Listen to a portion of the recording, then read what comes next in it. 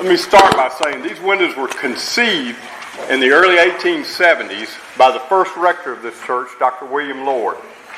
And they were endorsed, the project to put them in here was endorsed by our vestry in November of 1874.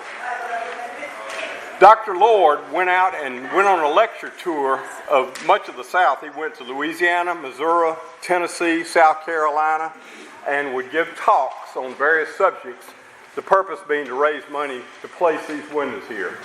And the local people in Vicksburg gave money toward them, as did the church. People in the north may have given some money, but we don't really have any documentary evidence of that. So I basically think they were funded by people in this part of the country. They were placed here, though, in January of 1880. So it took them a while to get them in here. And this month, we're celebrating the 140th anniversary of those windows being placed here. This is the west wall of the church.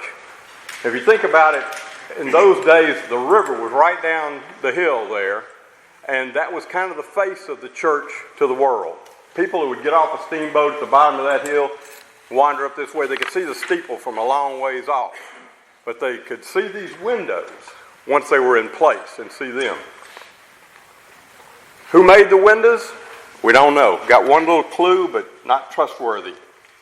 We think they cost somewhat over $700 in those days.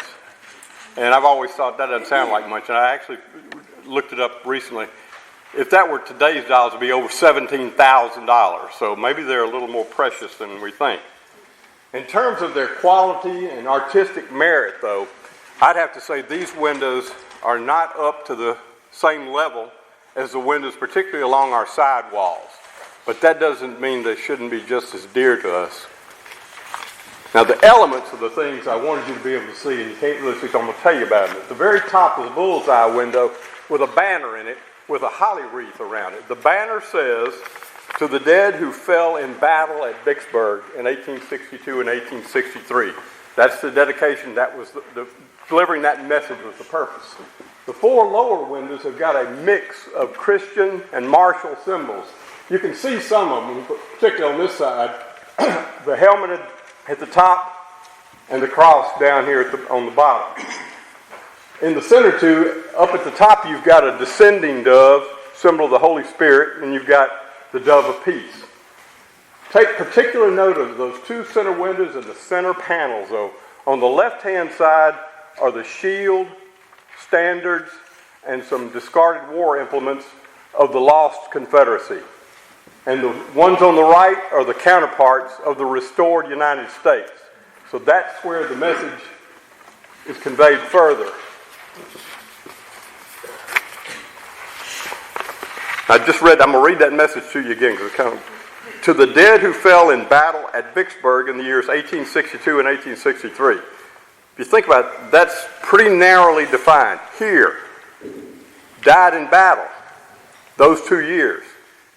We know that in that era, many more people, black and white, slave and free, paid terrible prices during those years as well.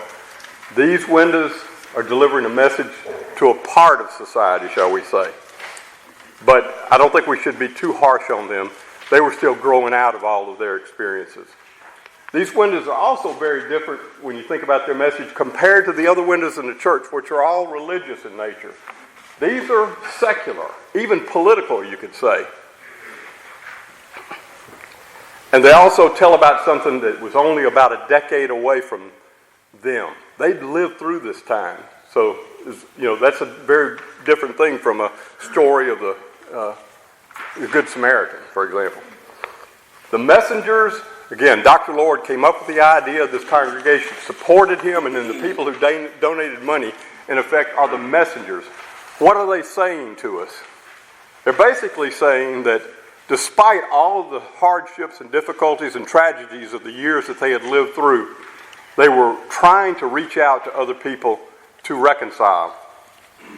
General Grant's way of saying that, when he accepted the Republican nomination for president in 1868, his punchline was, "Let us have peace."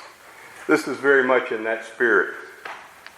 In terms of their place in history, These windows are considered one of the earliest, if not the earliest, instance of an attempt in the South to help heal the sectional divide following the war. In 1905, the governor of Ohio came here to dedicate his state's monuments in the national park. Made a nice speech, and he made reference to these windows. He said, "An early and mutely eloquent herald of this better day," looking back 25 years. So people were conscious of this, and that it had been done quite soon after the Civil War. And for its day, 140 years ago, I think this memorial represents a very gracious gesture on the part of the people in this church to the world. Okay? Now, if everybody would move way down front, we want you to get as far down as possible. Yes. And hear the bishop. Front row. The bishop is saying you got to sit on the front row.